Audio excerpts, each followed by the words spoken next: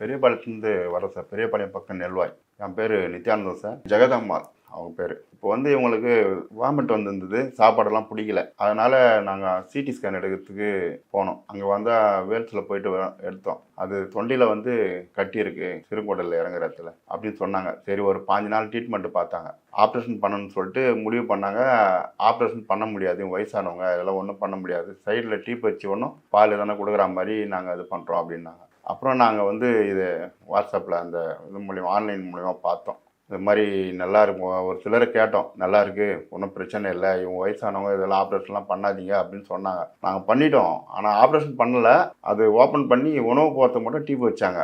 அப்புறம் இங்கே வந்தோடனே சாரை பார்த்தோம். சரி, வாமிட்டு வராமல் சாப்பாடு ஏற்றுக்கிற மாதிரி இருந்தால் நாங்கள் ட்ரீட்மெண்ட் பண்ணுறோம், கொடுக்குறோம் அப்படின்னு சொன்னாங்க. அப்புறம் இட்டு போயிட்டு ஒரு 10 நாள் வச்சுருந்து டாக்டர்கிட்ட அவர் ஒரு ஐடியா சொன்ன பிரகாரம் போய் ட்ரீட்மெண்ட் எடுத்தோம். அப்புறம் வாமிட்லாம் வரல, கொஞ்சம் ஹெல்த்தியாக இருக்கிறாங்க. ஆனால் அந்த ரணம்லாம் இருக்குது, வலி இருக்குது, கஞ்சி சாப்பிட்றாங்க, அவ்வளோதான். இப்போ அதுக்காக தான் இங்கே வந்திருக்கோம். அந்த தொண்டையில் வந்து சிறுங்குடலில் இறங்குற இடத்துல கேன்சர். சிறுங்குடலில் இறங்குற இடத்துல கட்டி, அந்த உணவு இறங்குற இடத்துல. டாக்டர்லாம் ஒன்றும் பண்ண முடியாது, ஆப்ரேஷன்லாம் பண்ண முடியாது அப்படின்னு சொல்லிட்டாங்க. நீங்கள் பண்ணாலும் ஒன்றும் காப்பாற்ற முடியாது, இருக்கிற வரைக்கும் நீங்கள் எதனா பார்த்துங்க, அவங்களுக்கு கொஞ்சம் டீப் மூலிமா எதனா பால் கொடுங்க அப்படின்னா. நாங்கள் இப்படிலாம் பண்ண முடியாதுன்றதுனால இங்கே வந்தோம்.